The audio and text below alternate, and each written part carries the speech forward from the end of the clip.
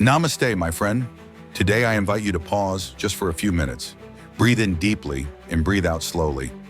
Let's talk, not about chasing the world, but about mastering the one thing we all carry, our mindset. When I first became a monk, I believed motivation was something you either had or you didn't. I would watch others meditate for hours, walk mindfully, serve selflessly, and I'd think, how do they keep going? I learned something powerful over the years. Motivation isn't found, it is grown, like a seed, and that seed lives in your mind. Let me tell you a short story. There was a young novice monk in our monastery. He would start his day excited, full of energy, but by afternoon, he looked defeated. One evening, our teacher asked him, "Why do you start strong, but finish weak?" The young monk said, "I lose my drive. I don't know why." The teacher smiled gently and said, "Because you try to carry the whole day at once. Carry only the present moment. That's all you need strength for." You see, the first mindset shift is this. Motivation is not about doing more. It's about being present with what you're doing. When you eat, eat. When you walk, walk. When you work, work. Do not carry your regrets from yesterday or your worries for tomorrow. The weight will crush your spirit. The second lesson I've learned is this.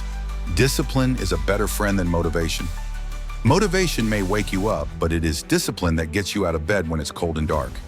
If you wait for the right feeling to act, your mind becomes your master. But when you act with intention, even when it's hard, you become the master of your mind. There were days when I did not want to chant. Days when I wanted to disappear into silence, not service. But when I remembered why I walked this path, to grow, to serve, to learn, that clarity lit the flame again. Which brings me to the third truth. Your why is the root of your mindset. If your why is unclear, your motivation will fade. But when your purpose is rooted deep, like the roots of a strong tree, even the storms of doubt cannot uproot you. Ask yourself, why do I do what I do? Who do I want to become? What kind of life do I want to lead when no one is watching? You don't need to do big things to feel worthy. The small moments, a kind word, a focused breath, showing up even when it's hard, these become your strength. The mind is a garden. Plant thoughts of clarity, not confusion. Water it with discipline. Tend it with presence. Harvest peace. So today I ask you to reflect not on how busy your life is, but on how mindful you are in it. Not on how far ahead others are, but on how aligned you are with your values.